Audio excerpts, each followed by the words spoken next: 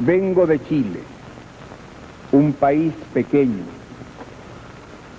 pero donde hoy cualquier ciudadano es libre de expresarse como mejor prefiera, de irrestricta tolerancia cultural, religiosa e ideológica, donde la discriminación racial no tiene cabida.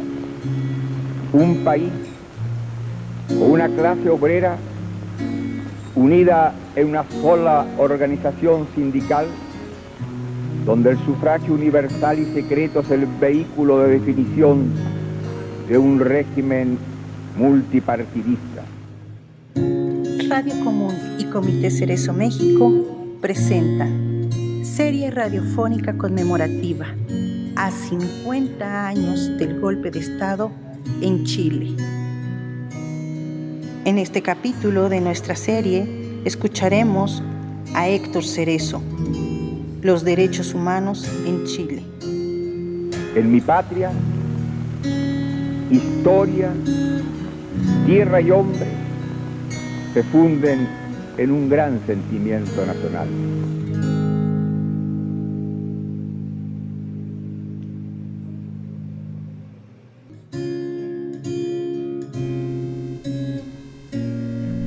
Bienvenidos, pues continuamos en esta serie radiofónica realizada por Radio Común en coordinación con el Comité Cerezo México a 50 años del golpe de Estado en Chile. Y pues como ustedes ya vieron, pues en esta ocasión vamos a tener una charla que titulamos Los derechos humanos en Chile, para la cual invitamos a Héctor Cerezo del Comité Cerezo México, justo para que nos cuente, nos dé un poco de contexto de esto que ocurrió en Chile, pero desde la perspectiva de los derechos humanos, como es parte del trabajo fundamental del Comité Cerezo. Consideramos que es importante resaltar qué ocurrió en esos años, pero que también en unos años donde hablar de derechos humanos era algo que ni existía, o si existía creo que nadie lo consideraba, porque justo en América Latina tuvimos un contexto de graves violaciones a derechos humanos en nuestro continente en los años 60, 70 y cómo no, también en la parte de los 80. Entonces,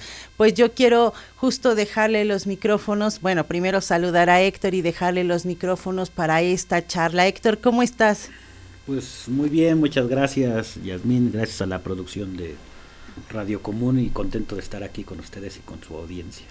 Pues bien, pues vamos a platicar de este tema que creemos importante retomar a 50 años del golpe de Estado en Chile, que es lo que intentamos con esta serie, traerlo a la memoria, no quitarlo de la memoria, y uno de los temas importantes es hablar de los derechos humanos y la violación de derechos humanos. Así que cuéntanos a partir de eso, pues ustedes como comité, como expertos en los derechos humanos, claro, de una corriente, ¿cómo ven, cómo analizan este tema? Bueno, pues primero reconocer el esfuerzo de este programa, estas entrevistas. Vamos a aprovechar para mandarle saludos a Beatriz Torres, que es nuestra madrina histórica en este caso. Espero que le guste este programa. Y vamos a hablar, sí, de la situación de los derechos humanos en el contexto de la dictadura militar en Chile, a partir del golpe militar, aunque también vamos a tocar un poquito de antecedentes. Pero para la propia audiencia, pues mencionarle que vamos a ir retomando algunos elementos de reflexión para pues que nos sirva ese pasado para la misma reflexión del presente hoy en México, ¿no? Entonces vamos a iniciar, para la gente que conoce poco del tema o no es tan especialista, es que bueno, Chile en los años 70 viene un auge del movimiento popular, hay corrientes socialistas, corrientes comunistas, reformistas, pero el Chile, digamos, de Allende es un doctor, un médico que 4 veces compitió para la presidencia de la República, y de esas 4 veces, pues la última llega al poder mediante elecciones con un programa socialista o abiertamente declarado socialista. Incluso pues le han llamado o le han bautizado como la vía pacífica al socialismo, que era algo inédito en ese momento. Recordar que ya en 1959 había pues, el triunfo de la Revolución Cubana por la vía armada, ¿no? Por principalmente la acción de un movimiento revolucionario guerrillero, pues ahí está Fidel Castro, Che Guevara, Camilo, etcétera, y bueno, había un auge en toda América Latina de estos movimientos revolucionarios que querían pues tomar el poder mediante la lucha armada. Ante esto, pues la propuesta de Allende era en ese momento, digamos, inédita, era la primera vez que un partido, una coalición de partidos llegaban al gobierno mediante elecciones dentro de la legalidad o el marco de la legalidad burguesa, y asume el poder, claro, sin una mayoría también, hay que decirlo, o sea, llega por un poco margen su triunfo, y pues instaura una serie de reformas que tampoco eran reformas completamente radicales como en Cuba, no era la expropiación de todos los medios de producción, sí expropió a varias empresas, principalmente norteamericanas, el cobre, de otros minerales, pero digamos que era un gobierno que sí creyó que mediante reformas graduales se podía transitar de una sociedad capitalista al socialismo. Eso sí lo creyó firmemente, incluso confiaron y creyeron en que las Fuerzas Armadas de Chile, que tenían fama de ser constitucionalistas o estar apegados al poder civil, pues no iban a responder como respondieron, y pues sí, creyeron que esa era la vía.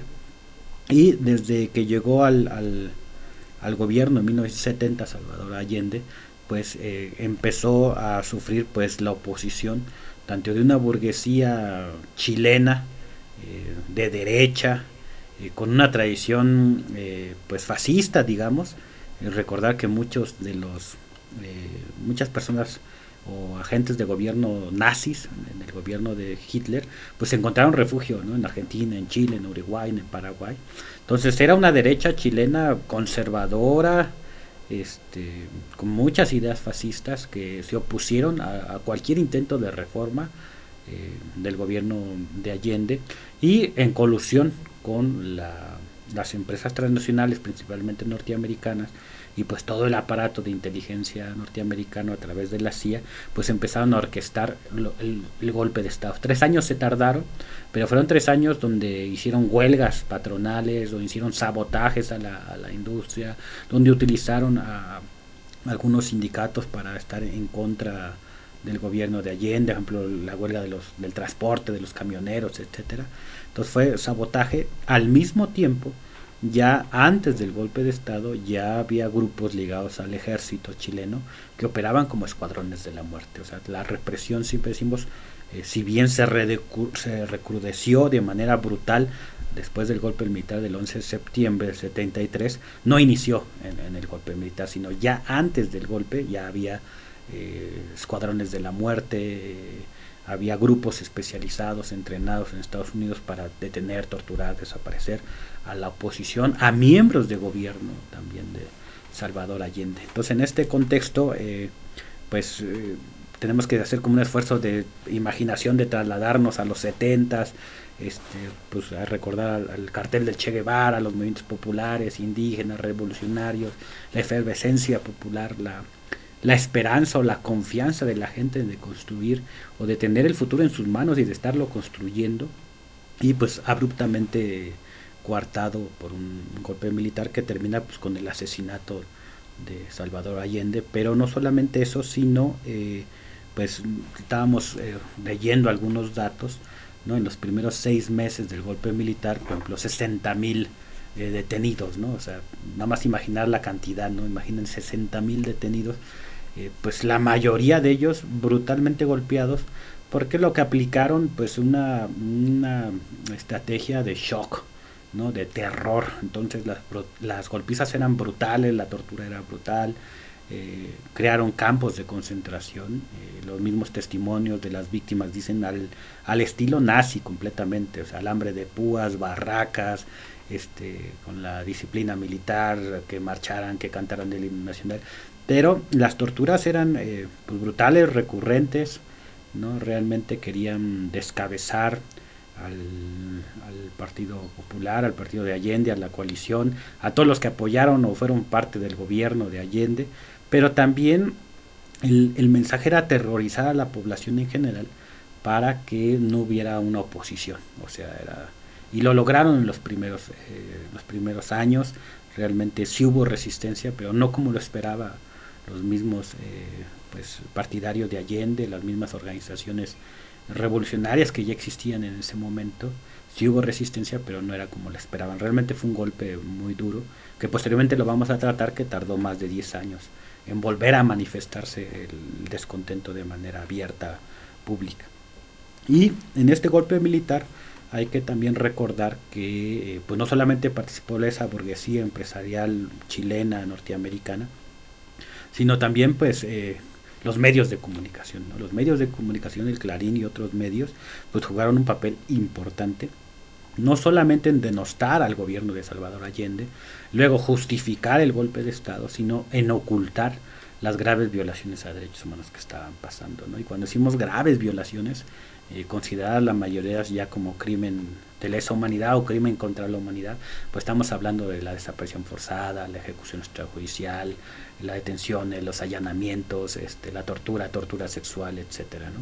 Entonces, sí se creó, pues Chile fue como una cárcel gigante prácticamente, una sociedad aterrorizada, ¿no? Pero que tampoco dejó de manifestar el descontento y la organización. Y esto, digamos, los empresarios, los medios de comunicación, la iglesia, a diferencia de Argentina, sí hubo una parte de la iglesia chilena que desde el primer momento del golpe, bueno, ante el gobierno de Allende y después del golpe, sí se volcó a la solidaridad con las víctimas, en un sentido primario humanitario y posteriormente ya de una manera más estructurada o elaborada.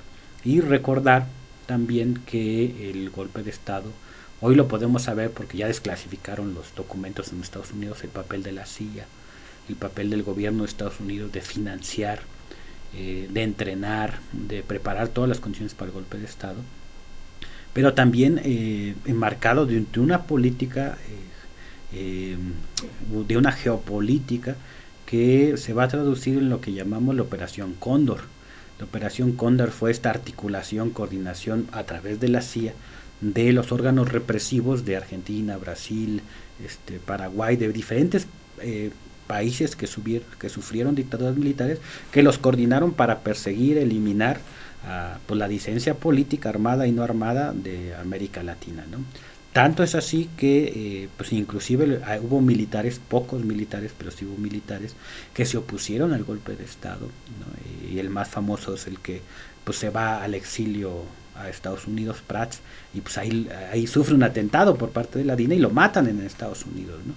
Entonces no operaban solamente dentro del Estado chileno, del territorio chileno, sino también operaban en otros países para tratar de eliminar esta disidencia. ¿Qué es lo que se jugaba en ese entonces? Pues hay que recordar que estábamos en plena Guerra Fría, o lo que le llaman la Guerra Fría, en esta confrontación principalmente de Estados Unidos y la Unión Soviética entre el campo socialista y el capitalismo, sociedades pues que le llaman mal llamadas del tercer mundo o sociedades pues colonizadas o neocolonizadas, dependientes, ¿no? Pueblos que querían pues transformar su realidad capitalista en su mayoría a una sociedad socialista, y estaban en esa empujando y realmente estaban consiguiendo pues cambios estructurales. Y bueno, la respuesta de Estados Unidos del imperialismo fue apoyar, financiar estas dictaduras militares en Chile, pero también pues en Paraguay, en Bolivia, en Uruguay, en Brasil, ¿no? Como fue como en los 70s y 80s, todo lo que también después se va a aplicar en Centroamérica. Digamos que ahí sería como un primer corte de qué pasó en Chile, el golpe militar, los militares decretan un estado de sitio, toques de queda, es el terror prácticamente. Y luego viene, digamos, como un segundo bloque, sería pues la respuesta al movimiento popular, la respuesta de la iglesia, de los familiares de víctimas, del movimiento revolucionario ante esta situación que les cortó de tajo pues proyectos de vida, ¿no? Ya leyendo los testimonios de muchas víctimas, muchos mencionan la tortura, todo lo que sufrieron, pero a lo mejor lo que más les duele es la ruptura de su proyecto de vida. O sea, ellos sí creían, estaban construyendo una ciudad distinta, y esa posibilidad, ¿no? o esa realidad que estaban construyendo, pues es la que se les corta, se les arrebata de tajo, ¿no? Y ahí, por ejemplo, Héctor, en esto que tú mencionas, o sea, es importante todo este contexto que nos das, porque justo lo has mencionado, ¿no? Venimos también de una Cuba en la Revolución, donde ya hay un ejemplo, donde tenemos a la Unión Soviética. Chile se parecía sumar a esto, y sí es un proyecto de nación completamente distinto al capitalista, ¿no? Por eso es hacia el socialismo. Y claro, al ocurrir todo esto que tú nos marcas, el contexto de lo previo y cómo se da el golpe de Estado y lo que impacta en la sociedad, pues claro, ha de ser un cortocircuito ideológico en términos sí del individuo que vive en Chile, pero sí de un proyecto de nación que va a ser apagado por muchos años de dictadura posterior. Sí, sí, digamos que si bien nunca dejó de haber resistencia, o sea, también hay que rescatar eso, de que a pesar de todo el horror, la brutalidad con la que reprimieron al pueblo chileno, con una lucidez también por parte de los militares y los empresarios, porque ellos sí decían, estos quieren cambiar el modelo social capitalista, estos quieren transformar revolucionariamente la sociedad, y nosotros no queremos, nosotros defendemos el capitalismo y vamos a exterminarlos realmente. Para ellos en su discurso era una guerra, estaban en guerra, ¿no? La guerra en contra de los socialistas, comunistas o la subversión, y por lo mismo ellos conscientemente decían, bueno, pues es una guerra y no hay no hay derechos, ¿no? No eres una persona, eres un enemigo, estás en contra de la patria, de los valores, etcétera, ¿no? Pero en el fondo los militares fueron un instrumento, ¿no? Y nosotros recordar que, bueno, los ejércitos en todo el mundo, los ejércitos dentro del Estado, los estados burgueses, pues son uno de los pilares o el pilar fundamental que sostiene un régimen económico.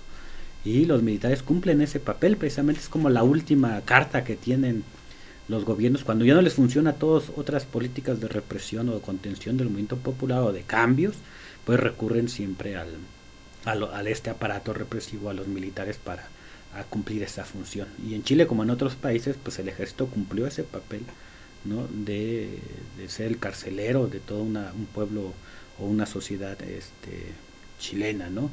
Y bueno, vamos a ver también manifestaciones, si son los militares, hablan algunos estudiosos de que pues es el fascismo chileno, ¿no? La quema de libros, ¿no? Ahora que está muy de moda que algunos aquí en México también queman libros. Bueno, quemaron libros, bibliotecas particulares de intelectuales, poetas, artistas, o sea, literalmente los quemaron, los destruyeron. También hoy está comprobado pues el asesinato de Pablo Neruda, ¿no? El gran poeta chileno, a que no lo pudieron asesinar como cualquier otro porque era un premio Nobel, pero sí lo asesinaron. Y bueno, medidas como poner de rectores, o sea, imaginémonos en México que todos los rectores de las universidades públicas y privadas de repente sean generales del ejército, ¿no? Es lo que pasó, ¿no? Ellos estaban conscientes de que decían, es que esta sociedad hay que disciplinarla también, ¿no? Entonces hay que educarla. Entonces se volvieron prácticamente cuarteles militares las universidades, ¿no? Públicas o privadas. Las mismas empresas se militarizaron, es cuando hablamos de la militarización de la vida social, es que las empresas, las fábricas, las escuelas, los hospitales se militarizaron y vivieron bajo un régimen de control militar totalmente.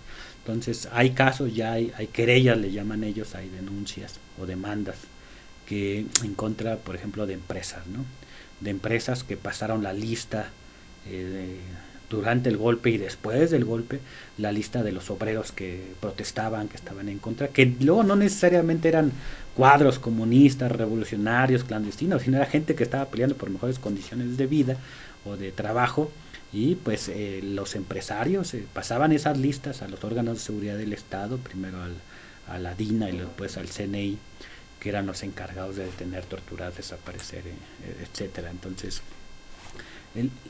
el ejército es el que visiblemente se ve como el autor sí material, porque lo fue, pero siempre les decimos que es el instrumento de una clase burguesa, nacional, transnacional, que con tal de impedir esos cambios que anhelaba el pueblo, por los cuales estaba luchando, cometió esos crímenes, ese horror en contra de su propio pueblo, ¿no? Y una vez que establece ese terror, pues va a tratar de justificar ese terror, ¿no? Y viene una justificación que hasta la fecha queda, ¿no? Ellos inventaron la teoría de los dos demonios, que dicen que pues sí, los militares eran tan malos como los guerrilleros, ¿no? Entonces fue una guerra entre militares y subversivos, y la sociedad de medio víctima de esas dos violencias, lo cual pues tampoco es cierto, ¿no? Es ya una manipulación. Y lo que también tenemos que ver es cómo el mismo ejército, los aparatos de seguridad van sistematizando su experiencia del horror o del terror, ¿no? Después de las detenciones masivas de miles de gentes, van a estructurar toda una serie de torturas, las van a sistematizar, van a hacer esquemas, van a hacer escuelas de terror, donde van a hacer manuales de qué hacer a la gente, paso 1, paso 2, paso 3, paso 4, paso 5, hasta destructurar a muchas de las personas. A pesar de ello, en el mismo ya golpe, una de las primeras, digamos, instituciones que actúan a favor de las víctimas es la iglesia. La iglesia va a crear un organismo encargado de pues velar de manera humanitaria, de ver a los presos, llevarles cobija, alimento, contactar a los familiares, etcétera. Y fue uno de los primeros que se movilizaron, y eso se puede entender porque ya no había organización. Decir que eras parte de una organización, de un movimiento, de un partido, pues era la muerte, o era el exilio, o era la tortura. Entonces la iglesia, con esa cobertura que da la institución, pudieron en un primer momento actuar a favor de las víctimas. Y la otra fueron los familiares. O sea, los familiares que fueron cuartel por cuartel, cuartel de policía, militares, de ministerio, a exigir, a pedir, a rogar, a solicitar que les devolvieran a sus familiares, fue importante, y que a la postre esos mismos familiares se empezaron a organizar.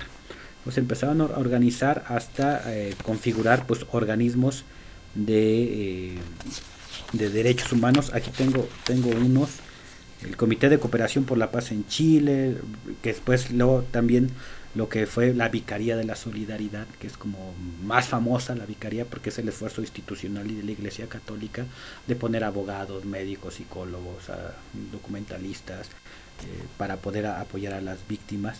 La Agrupación de Familiares Detenidos Desaparecidos, la Comisión Chilena de Derechos Humanos, el Comité de Defensa de Derechos del Pueblo, la Comisión Nacional contra la Tortura, ¿no? Que durante ya finales de los 70, principios del 80, lograron configurarse como organismos de defensa de los derechos humanos, de defensa de presos políticos, de desaparecidos. Y ahí fue algo importante, porque ellos empezaron a retomar el lenguaje de los derechos humanos, ¿no?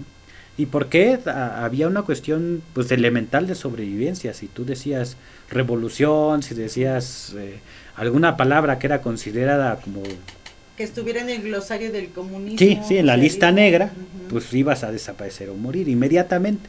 Entonces fue, en este caso, el discurso de los derechos humanos, pues fue ese donde agarrarse, donde tratar de sobrevivir y tratar de hacer algo por los presos, por los desaparecidos. O sea, no fue una opción, digamos la primera opción, fue la única opción que les quedó a muchos familiares o víctimas ante la ruptura del marco legal, incluso ante la ruptura de la legalidad burguesa. Porque las dictaduras militares es eso, o sea, abolieron la Constitución, hicieron nuevos decretos, la Junta Militar realmente abolieron la división de poderes, ejecutivo, legislativo, judicial, se acabó, ¿no? Entonces, como para entender la dimensión de la dictadura militar, entonces pues el refugio fue el discurso de los derechos humanos, el discurso humanista, inclusive benefactor, de poder ayudar a las gentes. Ahora sí que por ser seres humanos, le salió lo naturalista a todas las gentes, pues por ser humano tiene derechos y hay que ayudarlo, no importa lo que haya hecho, no importa de qué se le acusa, es un ser humano, y la dignidad humana va por delante. Y se empieza a configurar estos organismos de derechos humanos, que tampoco fueron exentos de la represión. O sea, fueron menos golpeados que los movimientos populares, pero también en la medida que el movimiento popular chileno se volvía a rearticular y volvía a reaparecer, y eso nada más para dimensionar los tiempos, en 1983, el 11 de mayo, fue la primera manifestación pública en contra de Pinochet, masiva. Decimos, siempre hubo descontento, siempre hubo resistencia legal, clandestina, pero digamos que en el 83 un punto porque masivamente la gente sale a protestar en contra de la dictadura de Chile.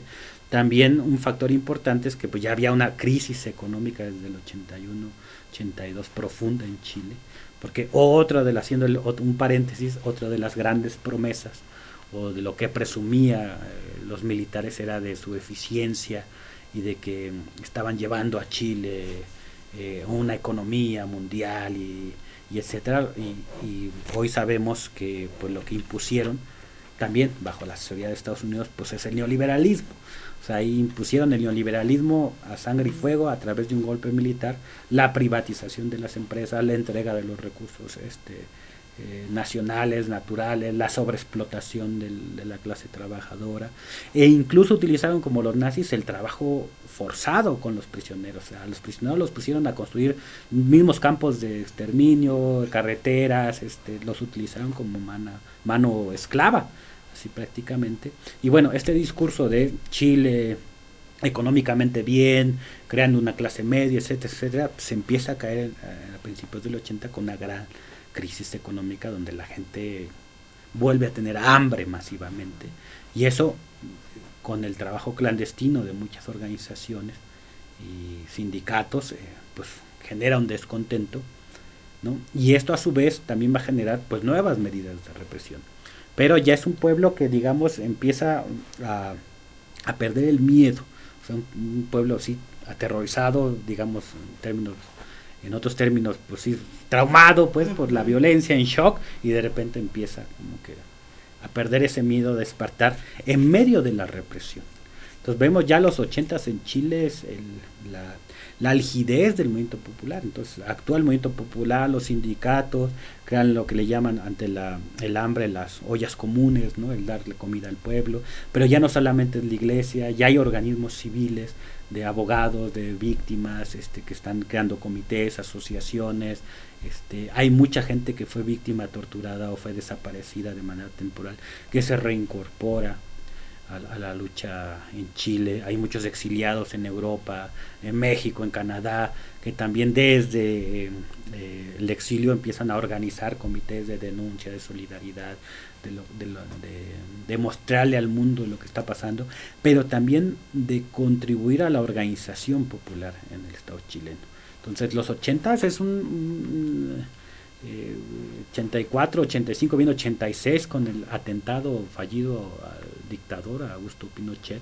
O sea, hay un movimiento popular abierto, clandestino, revolucionario, que otra vez está poniendo en jaque a la dictadura militar, ¿no? Y la dictadura militar va a responder igualmente con violencia, con represión, con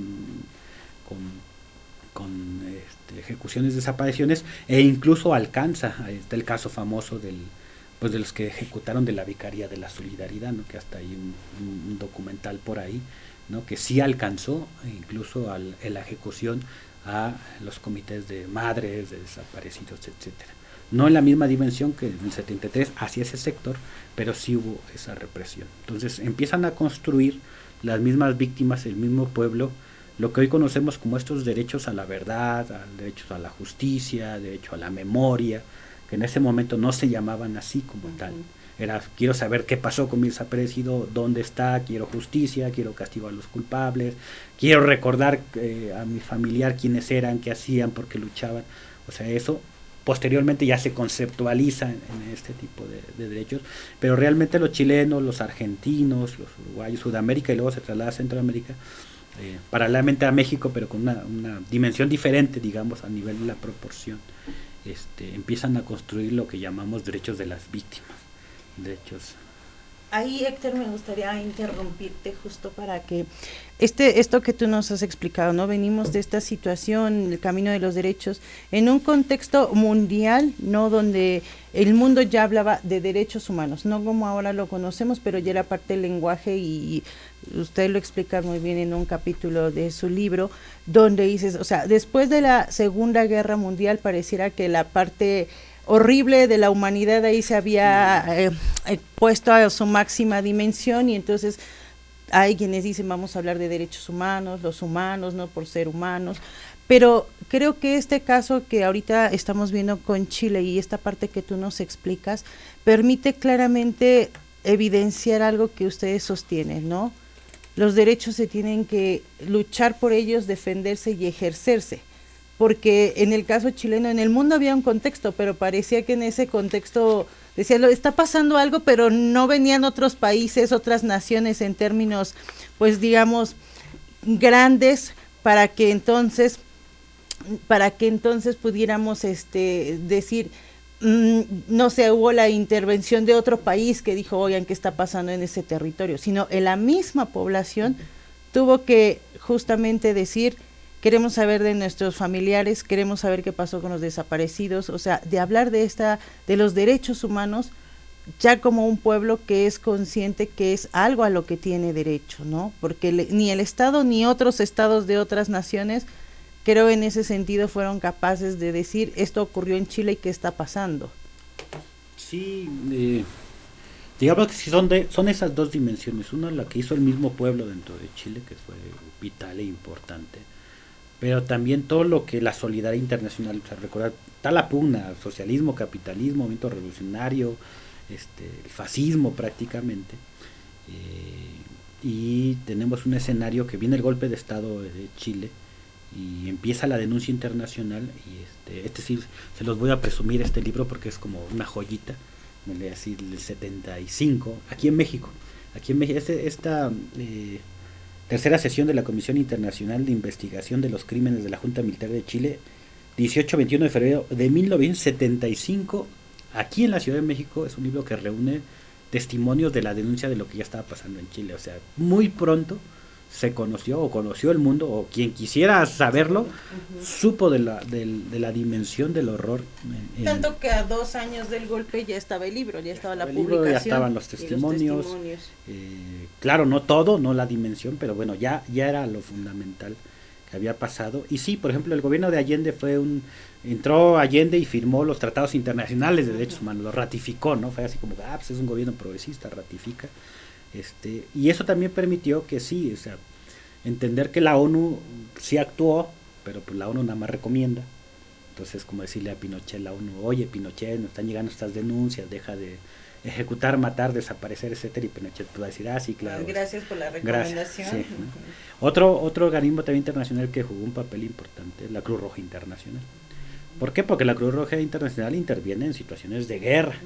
Entonces, pues si el gobierno de dictadura decía que había una guerra, pues la Cruz Roja Internacional podía ayudar. Entonces, ¿cómo ayudaba? Pues alimentos, medicinas, sacando gente, etcétera. Entonces, la Cruz Roja Internacional también jugó un papel importante. Y pues la solidaridad internacional sí jugó un papel, porque en esta pugna de dos campos, el capitalismo y el socialismo, pues sí, todo el mundo progresista, o sea, no nada más comunistas, socialistas, sino el reformismo, la socialdemocracia, que también eliminó la dictadura de Pinochet, pues todas las fuerzas progresistas se unieron realmente, o se articularon, a pesar de sus diferencias, peleas y todo lo que siempre ha habido en la izquierda, lograron sí articular la solidaridad para apoyar el movimiento popular chileno. Y esto va a ser muy importante porque desde el inicio se metieron, ahí sí existe el amparo, ¿no?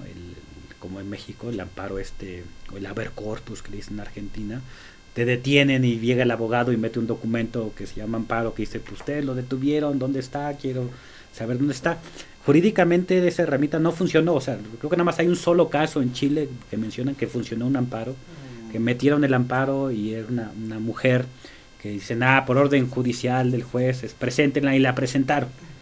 Y la presentaron y luego le giraron otra orden de prisión y la volvieron a arrestar, o sea, pero digamos, ese papel de meter amparos, meter cientos de amparos o tal vez miles de amparos, bien en ese momento no resultó como una forma de presión hacia la dictadura militar.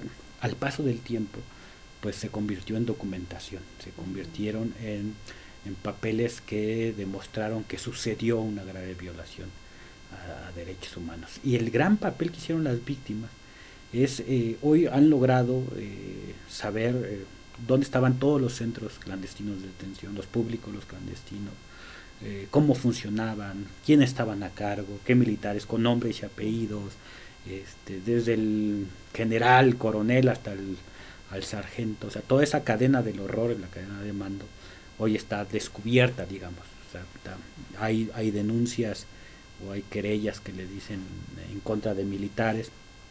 Hace poquito, creo que hace una semana, salió la nota, ¿no?, de que giraron orden de aprehensión a los militares que ejecutaron a Víctor Jara, y uno de ellos, un coronel, pues antes de irse a la prisión se suicida, ¿no?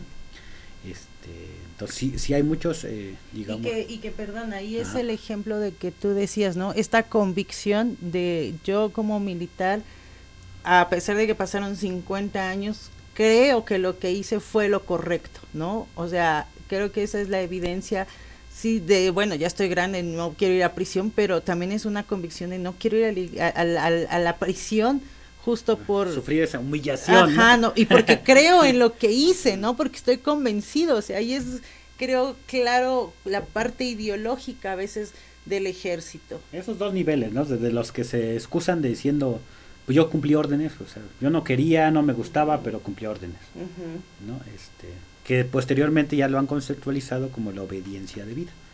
En derechos humanos no existe, o sea, un militar no puede apelar a la obediencia de vida para justificar la grave violación de derechos humanos. O sea, no puede decir en un juicio, a ver, es que mi teniente, mi superior o mi capitán me ordenó que lo matara, lo descuartizara.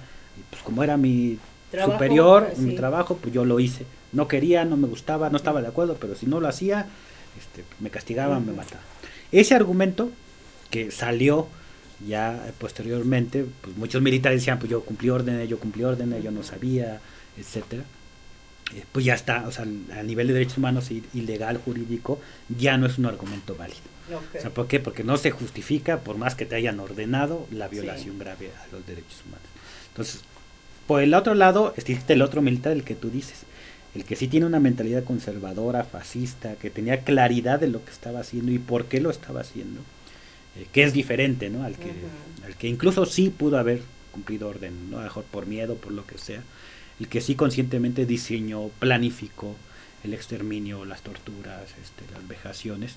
Ese sí es otra dimensión, ¿no? Esa es otra dimensión que pues sí, al verse juzgados, señalados o con la posibilidad de estar en la cárcel, pues sí, para ellos es un golpe durísimo, aunque siempre les decimos, pues son los desechables, o sea, claro, ¿no? Y en los juicios, y ya que recuerdas lo de la Segunda Guerra Mundial, en los juicios de Nuremberg, uno de la pugna, porque también en esos juicios de Nuremberg siempre les decimos, a ver, había, sí, el mundo ganador, eran los jueces, pero estaba Estados Unidos, estaba Inglaterra y estaba la Unión Soviética, y la mayoría eran capitalistas.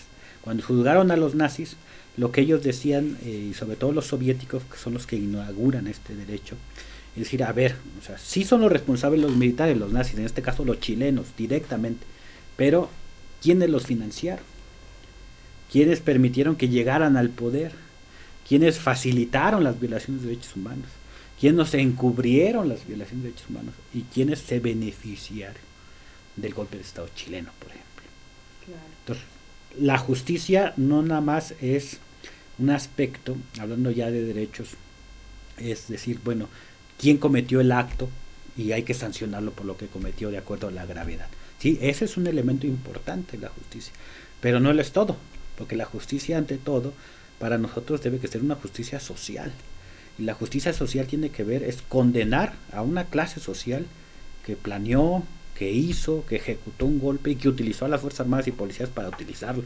Pero que en el fondo había una motivación económica y que se benefició económicamente de esos años de terror, porque vio incrementado sus ganancias. Y todo el mundo dice, bueno, Pinochet también porque traficó quién sabe qué y se hizo millonario. Sí, es cierto. Sí, la corrupción también fue generalizada con los militares chilenos. Pero no se compara incluso esa riqueza que generó Pinochet con la riqueza de las mineras de cobre. Claro. O sea, no se compara, ¿no? Entonces sí hubo beneficiarios de esa dictadura. Y lo que nos enseñan los juicios de Nuremberg es que precisamente cuando los soviéticos dicen, sí, pero también hay que juzgar a la FOR, No, pero pues si es norteamericana, ¿esa qué? Pues que ellos les daban piezas, les daban esto, a los alemanes para construir las armas, los tanques, bla, bla, los carros, etcétera. Y Nestlé, no, pues como Nestlé, la de la leche, no, pues sí, pero pues estos, no, las farmacéuticas alemanas sí, pero también te hacían tu aspirina, pero también hacían el gas para los campos de concentración, para matar a miles de judíos, disidentes, etcétera, ¿no? Entonces los soviéticos decían, bueno, sí es justicia, pero no más quien operó directamente, sino todo lo que hay. Todo, o sea, todo esto que implica, porque has mencionado esto que a veces uno no reflexiona, ¿no? Uno dice, es como en la actualidad, guerra Rusia-Ucrania, con y piensas en esos dos países, pero cuando haces la reflexión en términos mundiales y sobre todo económicos, que esa es la parte interesante, decir, bueno, ¿quién se está beneficiando de esto y por qué, no? Popularmente uno dice, los gringos siempre se benefician de las guerras, pero ese es un discurso que uno no sé qué imagina.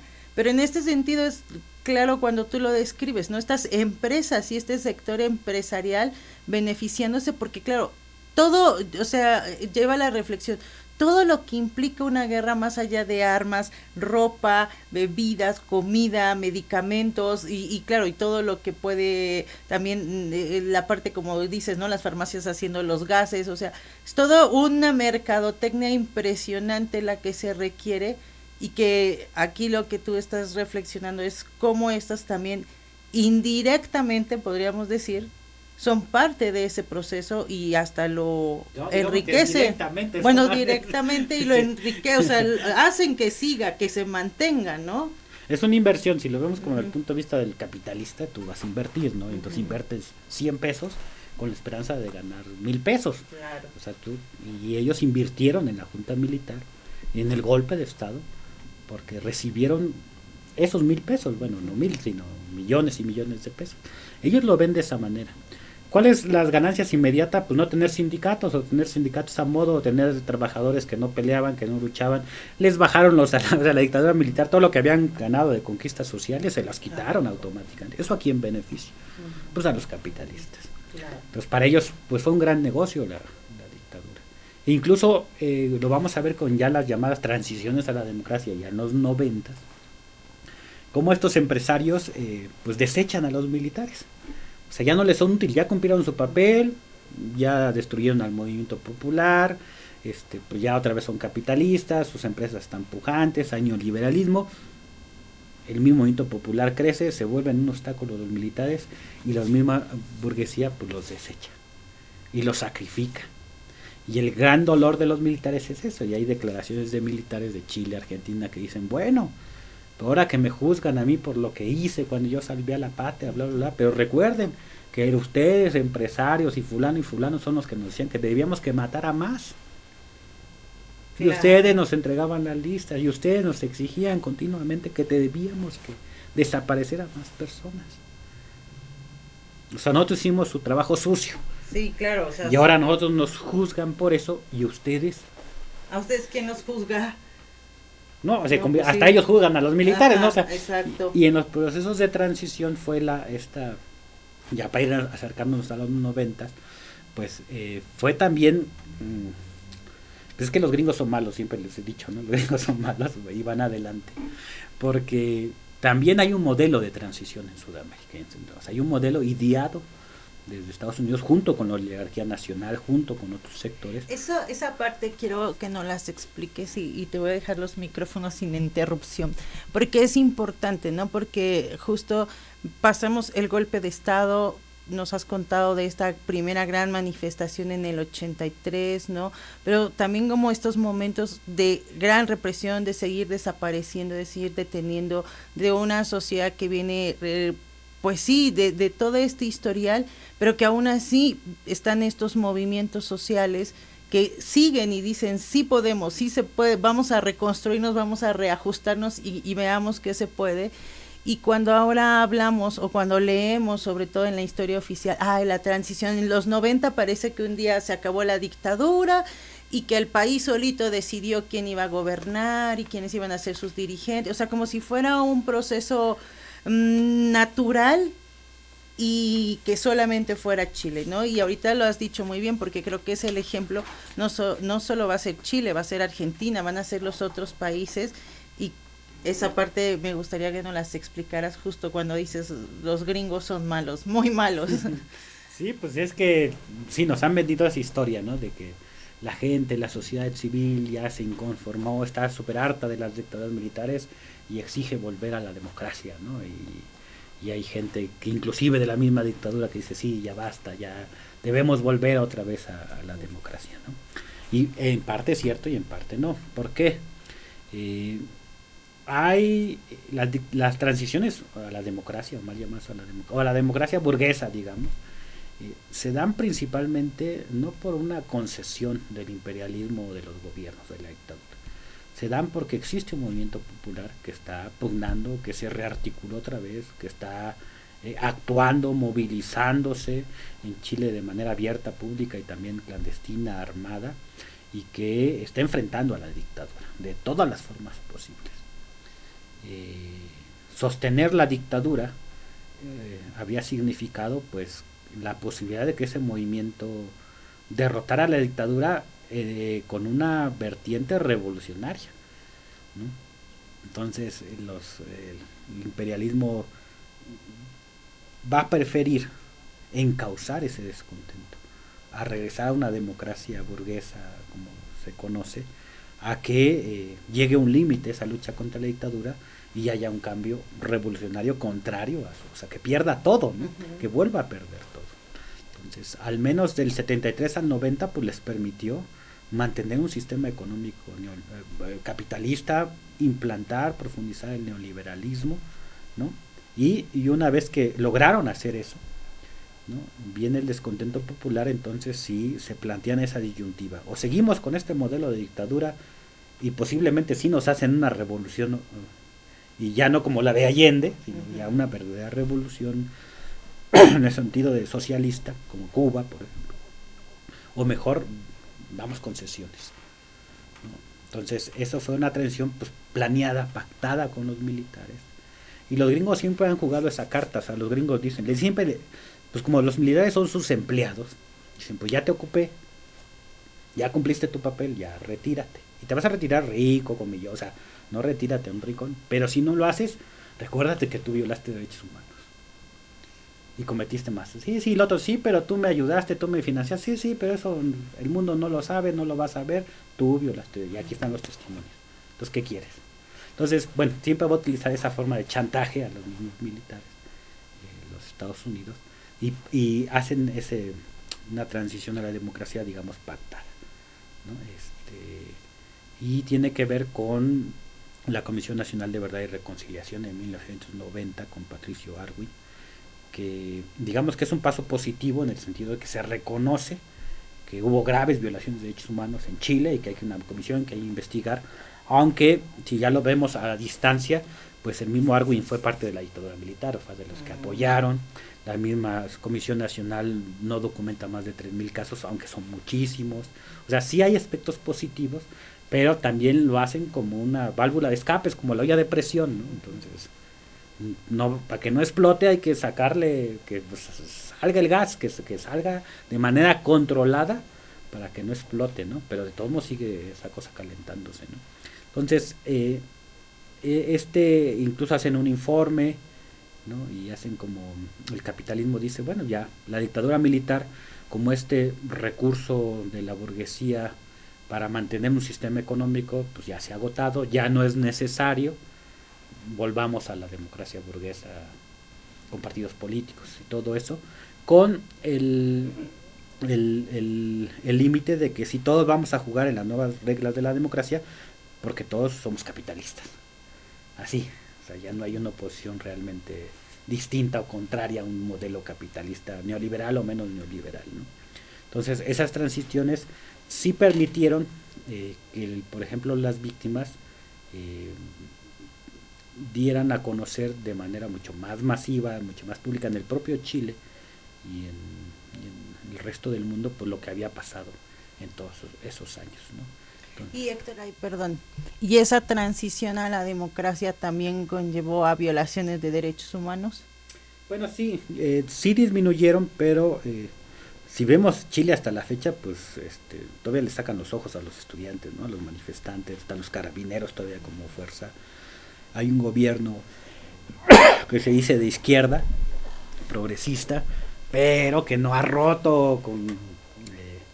bueno, para pronto la constitución que propuso no se aprobó, y ahorita viene la vuelta de la derecha, los negacionistas, ¿no? que niegan que hubo crímenes o graves violaciones. O sea, antes lo justificaban, ¿no? Como en la Segunda Guerra Mundial con los nazis. Sí, que bueno, porque eran comunistas, eran esto, bla, bla, bla, sí, debían que haberlo hecho. Como eso no se sostiene ahorita en este mundo moderno, pues lo negacionista es la onda, es decir, pues no pasó, no es cierto, eso jamás ocurrió, ¿no? Entonces, pues sí, Chile está en una... No es que haya en algún momento desaparecido las violaciones de derechos humanos, pero sí hay periodos de mayor cantidad y hay periodos de menor, ¿no? Y las transiciones también hay que verlo en este mundo donde la Unión Soviética, pues también como campo socialista se cae, viene la hegemonía norteamericana y también hay una crisis ideológica, política del movimiento revolucionario, comunista, socialista, también pierde mucho de su ser, ¿no? Entonces también ya en los 90s, pues el mismo movimiento revolucionario ya no es el movimiento revolucionario que también era en los 80s, y viene un declive también de la solidaridad internacional. Entonces también por eso muchos grupos y organizaciones pues se suman a esta transición diciendo, bueno, pues mejor la democracia burguesa que la dictadura militar, y efectivamente va a ser siempre mejor, ¿no? Aunque no transforme el mundo radicalmente, pero dicen, pues al menos tenemos mejores condiciones de lucha. Y esto pues va a hacer que pues muchas víctimas o sobrevivientes sí se dediquen y se especialicen en derechos humanos y en aspectos de la memoria, de la verdad, de la justicia, de la reparación integral, del daño. O sea, si tú ves las secuelas de muchas víctimas, pues físicas, psicológicas, suicidios, lo que decía al principio, proyectos de vida truncados, gente que se fue al exilio y que ya no puede regresar al Chile porque ya no se halla en Chile, pero tampoco se halla en Europa o en Canadá, donde tiene ya hijos o nietos hablando alemán. Entonces sí, o sea, la ruptura de ese proyecto de vida es pienso que es lo más difícil, ¿no? Junto con el dolor físico, quebrarte espiritualmente ha de ser lo más duro, pero los derechos humanos van a servir para eso, para reconstruir eso, para utilizar un lenguaje reconocido a nivel universal, ¿no? De tener una nueva trinchera de lucha, ¿no? Y ellos, sin conceptualizarlo así de esa manera, pues van a crear todo un discurso y una corriente, lo que tú decías de los derechos humanos, que nosotros llamamos la corriente histórica de los derechos humanos, que quiere decir que, pues sí, decimos, los naturalistas dicen, tenemos derecho por el simple hecho de ser seres humanos. Decimos, sí, está chido, pero eso nadie lo cumple. Y no pregúntale a todas las dictaduras militares, ¿no? Y luego dicen, no, los derechos humanos existen, pero tienen que estar plasmados en las leyes, porque si no están en las leyes, en los códigos, nadie los va a cumplir, el Estado no los va a cumplir.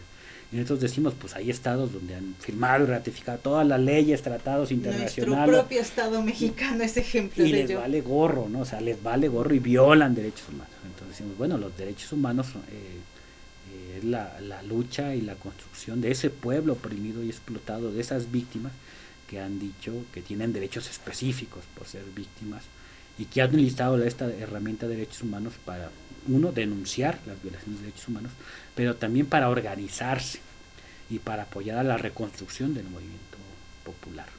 Entonces, y que reconocen que sirve, pero tampoco es lo único, ni es lo mejor tal vez, pero que es contribuir desde una herramienta al desarrollo del movimiento popular, que no ha perdido ese horizonte de una transformación profunda de la realidad, porque también es cierto, muchas de las víctimas o incluso agrupaciones ante la pérdida, o sea, si antes luchaban por la revolución y el socialismo, pues ahora dicen, pues con que me den memoria, verdad y justicia, con eso ya, ¿no? Y claro, es válido, es completamente válido, pero habremos quienes sin perder esta demanda de memoria, verdad y justicia, decimos sí, pero no basta, porque tenemos que luchar por un país o en un mundo donde no exista la posibilidad de que se repita la Alemania nazi, la Italia fascista, la dictadura chilena, argentina, o sea, cómo construimos una sociedad, un estado, un pueblo, donde no exista la posibilidad de que vuelva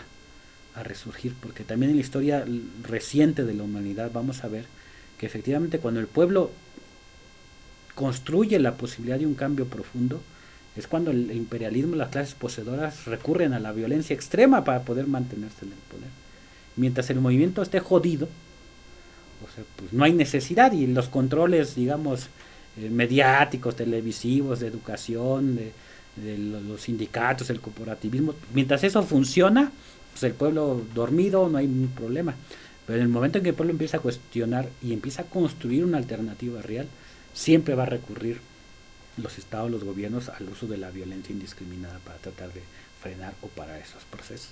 Por eso nosotros decimos, los derechos humanos no podemos quedarnos simplemente en la reparación integral o que el Estado nos repare los daños que nos hizo, etcétera, sino tenemos que construir ya un Estado, una sociedad donde no exista la posibilidad de que resurja esos periodos históricos.